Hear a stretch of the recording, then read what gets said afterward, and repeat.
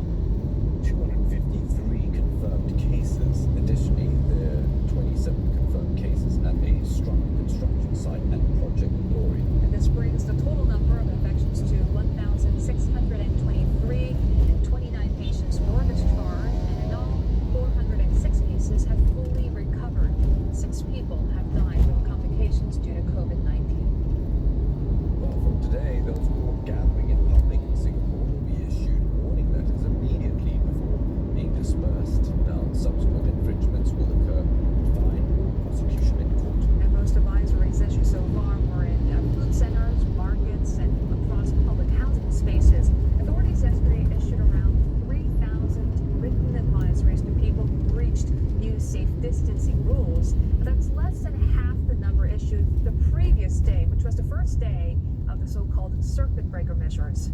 Well, Environment and Water Resources Minister Masaga Zulkifli says that it is still worrying that there are so many gatherings in public places. He adds that it's important to observe the safe distancing measures so that Singapore's sacrifices will not be in vain. And taking a look at the situation across other parts of Asia, Malaysia has reported another 156 new infections, pushing the total number of cases in the country past 4,000. A quarter of infections emerged only within the past week, and 2 more deaths were recorded, bringing the death toll there from COVID-19 to 65. Well, Malaysia's health ministry says it has identified a new subcluster at a school in the Rembau district. It was found to be linked to a gathering at the Sri Petaling Mosque in Kuala Lumpur, where a student was an attendee. 27 people have now been linked to that event. And in the Philippines, 106 more cases and 5 new deaths have been reported, and that brings the total number of infections to more than 3,700 in the country, including 182 fatalities. Well, Thailand too seeing more infections.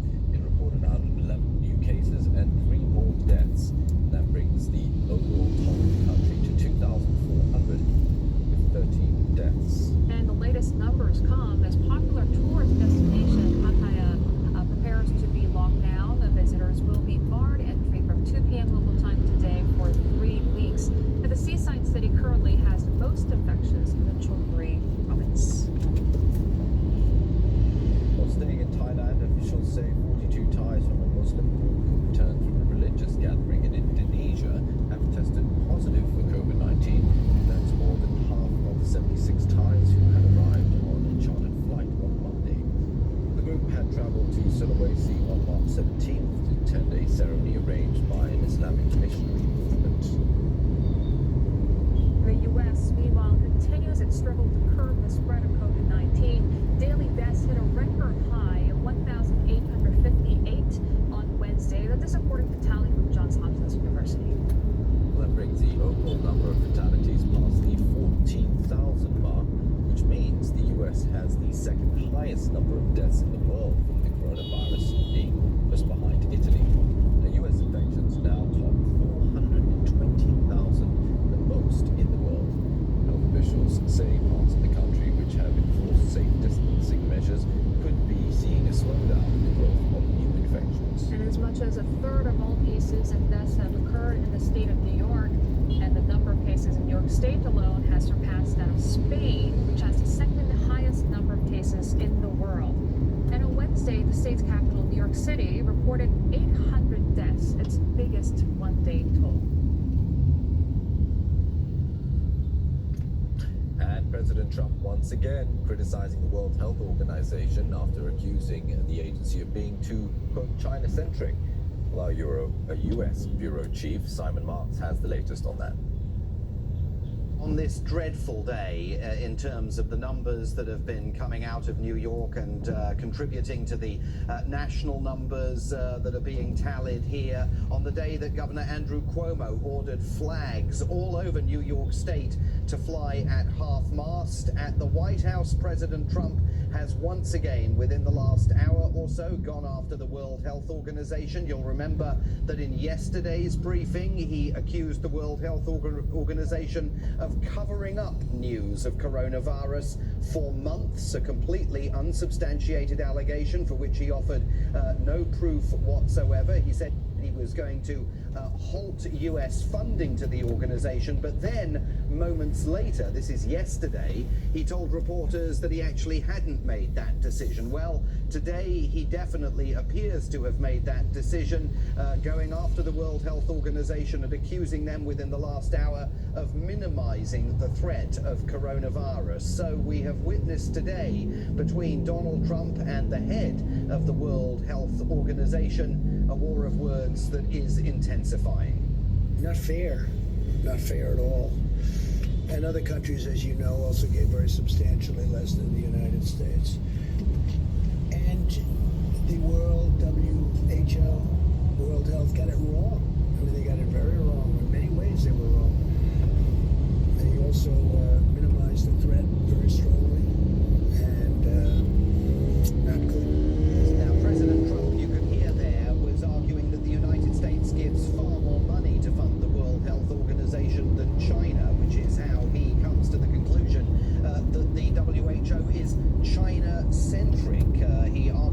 faces tremendous unfairness that is being directed to the United States, and he's particularly angry over what he says was the World Health Organization's opposition initially to his decision to block travel into the United States from China. In Beijing, a very different view. The Chinese authorities today praised the World Health Organization for tremendous leadership during this global pandemic, and the World Health Organization itself, through a spokesman, said that it would be precisely the wrong moment to pull funding from the Geneva-based organization right in the middle of a global pandemic. All right, still ahead on Asia First, Hong Kong unveils its biggest COVID-19 relief package yet. An unprecedented response for an unprecedented challenge, in the words of Hong Kong leader Carrie Lam. It's an $18 billion stimulus package. We'll get you all the details on the other side of this break. An unprecedented health crisis that has sent markets into freefall and brought the world's economy to its knees. Western Europe recession. Yeah, depression is how long it will last, how deep it will be. We're going into Great Depression type territory. The economic impact is tremendous. Will nations recover from the devastating impact of the global outbreak? COVID-19, the economic contagion. Insight tonight on CNA.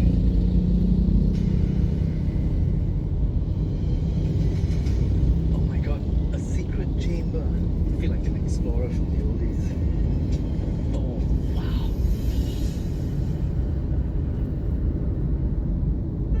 I long to visit the other side of the Korean border. The desire has grown stronger ever since I started reporting on the Korean Peninsula. Many times, my dream to cross into the north had turned into despair. But recent development has restored my belief that there's still hope. It's not about unification, it is more about reuniting Koreans truly separated by politics and ideology.